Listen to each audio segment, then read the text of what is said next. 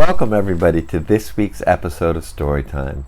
My name is Charlie Malone, and every week I like to share a story that's special to me.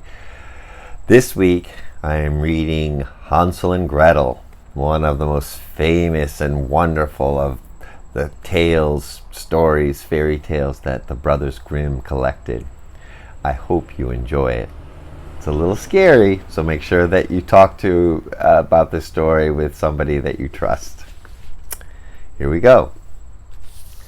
At the edge of a great forest there once lived a poor woodcutter with his wife and 2 children. The little boy was called Hansel, and the little girl was named Gretel. There was never much to eat in their home, and once, during a time of famine, the woodcutter could no longer put bread on the table. At night he lay in bed worrying, tossing and turning in despair. And with a deep sigh he turned to his wife and said, "What is going to become of us? How can we possibly take care of our poor little children when the 2 of us don't have enough to eat ourselves?" "Listen to me," his wife replied. "Tomorrow, at the crack of dawn, let's take the children down into the deepest part of the forest. We'll make a fire for them out there and give them each a crust of bread. Then we'll go about our work, leaving them all by themselves. They'll never find their way back home, and we'll be rid of them."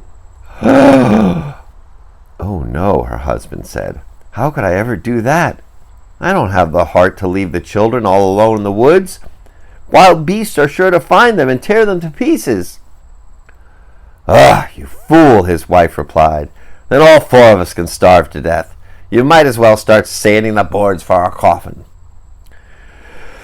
The wife didn't give her husband a moment of peace until he finally agreed to her plan. "Still, I kind of feel sorry for the poor children," he said to himself. The children had not slept a wink because they were so hungry, and they hadn't missed a single word of what their mother and their father had been talking about.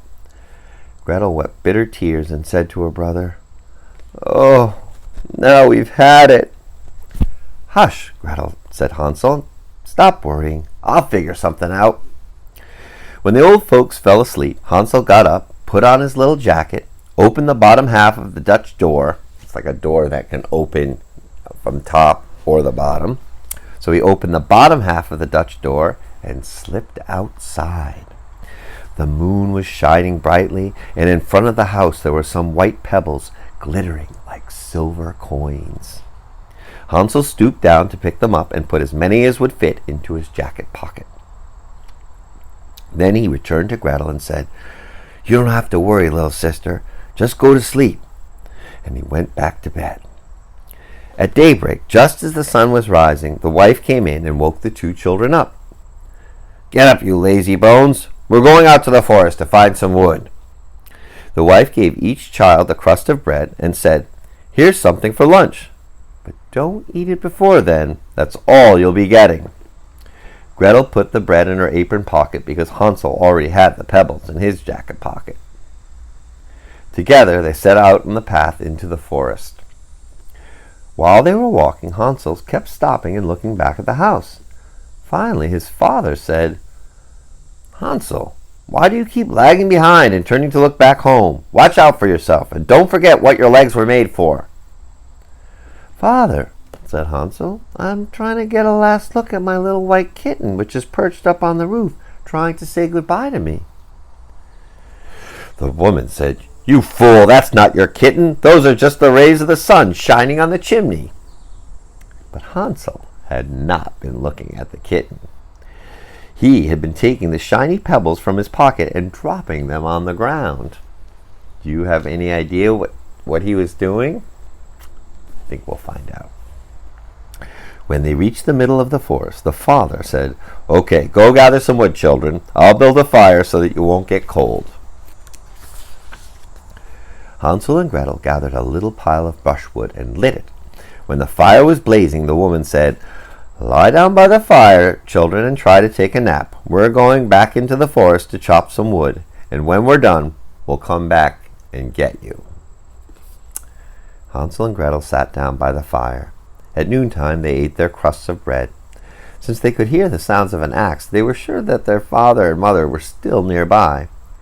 But it wasn't an axe they heard. It was a branch that their father had fastened to a dead tree, and the wind was banging it back and forth. They had been sitting there for so long that finally their eyes closed in sheer exhaustion, and they fell fast asleep. When they awoke, it was pitch dark. Gretel began crying and said, "How are we ever going to get out of the woods?" Hansel tried to comfort her. "Just wait until the moon comes out, then we'll find our way back." When the moon came out, Hansel took his sister by the hand and followed the pebbles, which were shimmering like newly minted coins and pointing the way back home for them. They walked all night long and got to their father's house just as day was breaking. They knocked at the door, and when their mother opened and saw it was Hansel and Gretel, she said, "You wicked children!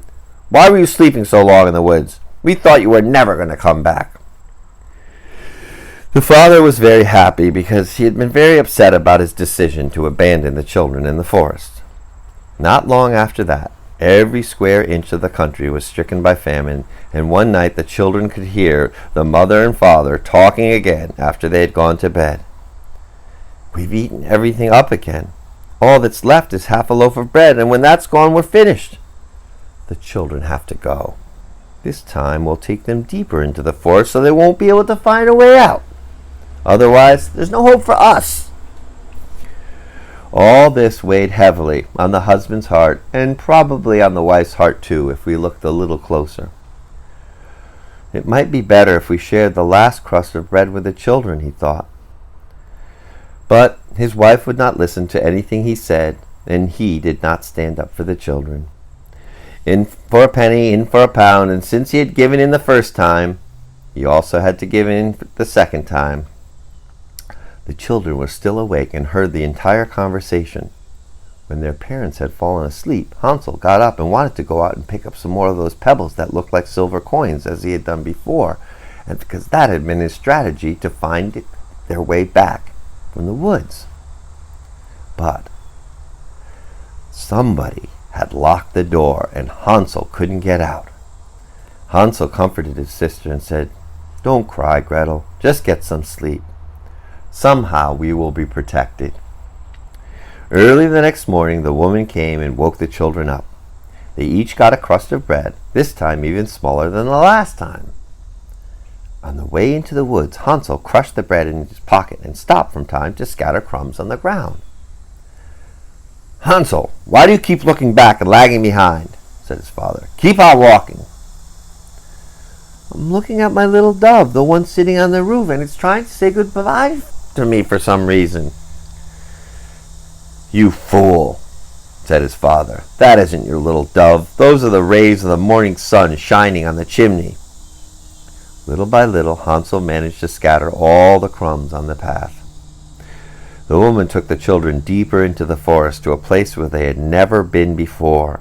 Once again, a large fire was built, and the mother said, "Don't move away from here, children. If you can get tired, you can nap for a while. We're going to go into the forest to chop some wood. In the evening, when we're done, we'll come to get you." It was noontime, and Gretel shared her bread with Hansel, who had used up his bread with the scattering of the crumbs on the way.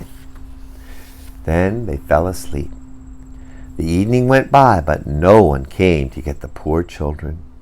They awoke when it was pitch dark, and Hansel comforted his sister by saying, "Just wait until the moon comes out, Gretel. Then we'll be able to see the crumbs of bread I strewed along the path. They will point the way home for us." When the moon came out, they left for home, but they couldn't find any of the crumbs of bread because all the birds in the forest had eaten them. Hansel said to Gretel, "Oh, we'll find the way back." But they couldn't find it. They walked all night long and then on into the next day, from early in the morning till late at night, but they couldn't find their way out of the woods, and they got hungrier and hungrier, for there was nothing to eat but a few berries that they found scattered on the ground. And when their legs could carry them no longer, and they were completely exhausted, they lay down under a tree and fell asleep.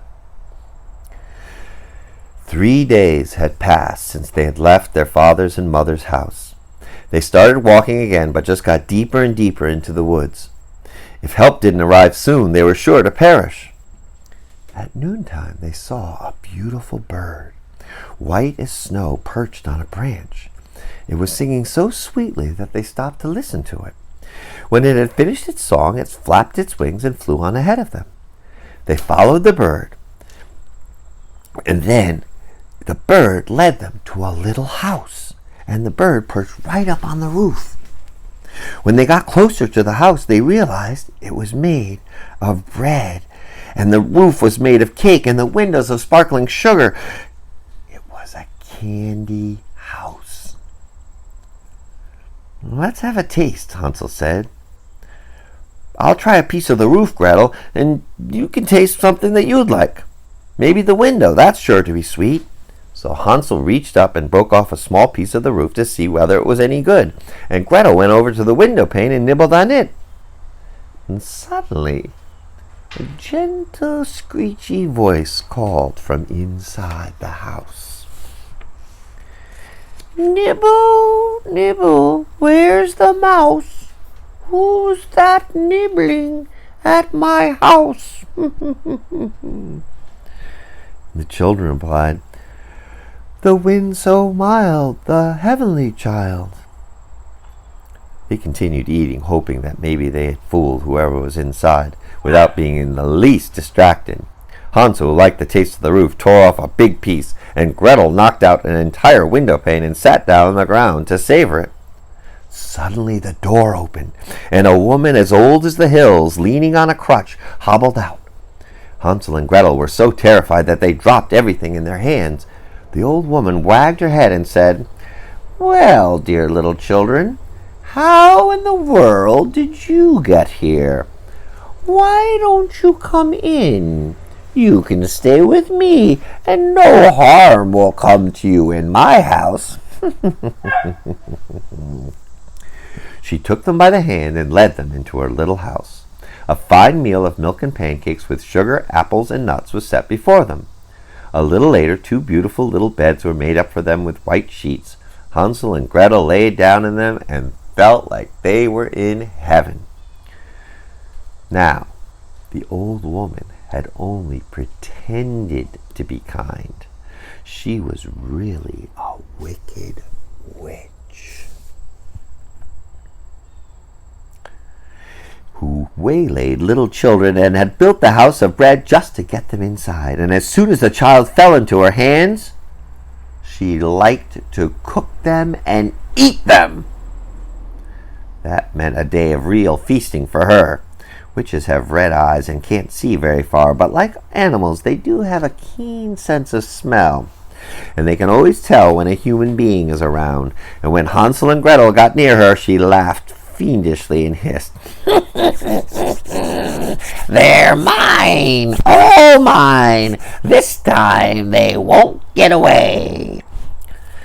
Early in the morning, before the children were up, she got out of bed and gazed at 2 of them sleeping so peacefully with their soft red cheeks, and she muttered quietly to herself, "They will make tasty little morsels."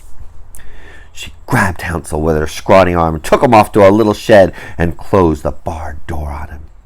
Hansel cried all he could, but it didn't do him any good.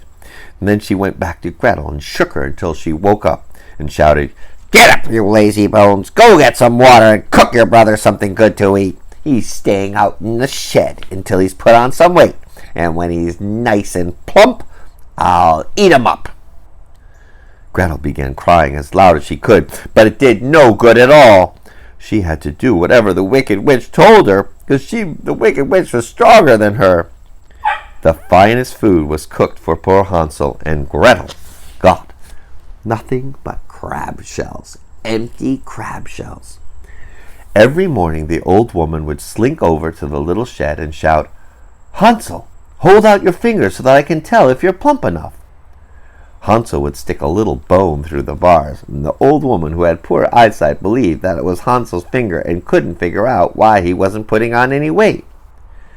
When a month had gone by and Hansel was still as scrawny as ever, she lost her patience and decided that she couldn't wait any longer. "Hey there, Gretel!" she shouted at the girl. Go get some water and be quick about it. I don't care whether Hansel's lean or plump. Tomorrow I'm going to eat him up, and I'll cook him for dinner." The poor little sister sobbed with grief, and tears flowed down her cheeks. "Oh, please help us," she cried out. "If only the wild animals in the forest had eaten us up, at least then we would have died together." "Spare me your blubbering," the old woman said. "Nothing can help you now." Early the next morning, Gretel had to go fill the kettle with water and light the fire. "First we'll do some baking," the old woman said. "I've already heated up the oven and kneaded the dough."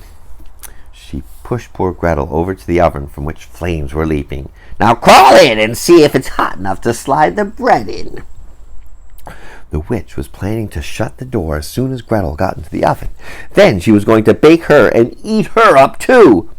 But Gretel saw what was on her mind and used her quick mind to say, "I don't know how to crawl in there. I don't think I can manage it. Could you just show me how I should start?" "Oh, you silly goose! There's enough room. Just look. I can even get in." And she scrambled over to the oven and stuck her head in. Just then, Gretel pulled up all the energy inside her body and gave her a big shove that sent her sprawling. And then she shut the iron door and bolted it. Phew! The witch was dead. Gretel ran straight to Hansel, opened the door to the little shed, and shouted, "Hansel, we're saved! The old witch is dead!" Like a bird fleeing its cage, Hansel flew out the door as soon as it opened. How thrilled they were! They hugged and kissed and jumped up and down for joy. Since there was nothing more to fear, they went right into the witch's house. And in every corner there were chests filled with pearls and jewels and treasures. "These are even better than those silver pebbles," said Hansel, and he put what he could into his pockets. Gretel said, "I'll take some home too," and she filled up her apron, and then she lifted it up a little bit so she could get even more of the precious jewels. "Let's get going right now," said Hansel. "We have to get out of this witch's forest." After walking for several hours, they reached a lake. "I don't know how we're going to be able to get across," said Hansel. "There's not a bridge in sight." "There aren't any boats around either," Gretel said. "But here comes a beautiful swan. She will help us cross if I ask. The animals are friendly." And she shouted, "Help us, little duck! Help us! Swim to us, then we're in luck. Nary a bridge here far or wide. Please help us and give us both a ride." The swan came paddling over. Hansel got on its back and told his sister to sit down next to him. "No," said Gretel. "That would be too heavy a load for the swan. She can take us over one at a time." And that's exactly what the good creature did. And then when they were brought safely to the other side and were walked on for some time, the woods began to look more and more familiar. Finally, they could see their father's and mother's house in the distance. They began running, and they raced right into their house, throwing their arms around their father. The man and the woman had not been happy an hour since the day they had abandoned their children in the forest. Gretel emptied her apron, and the pearls and jewels rolled all over the floor. Hansel reached into his pockets and pulled out one handful of jewels after another. Their worries were over, and they lived together in perfect happiness. Now my fairy tale is done. See the mouses run. Whoever catches it gets to make a great big fur hat out of it. I hope you enjoyed this story. And remember, it is a little scary, but it has a happy ending. Just remember to help each other, and you can get through anything. Until next time, see you outside.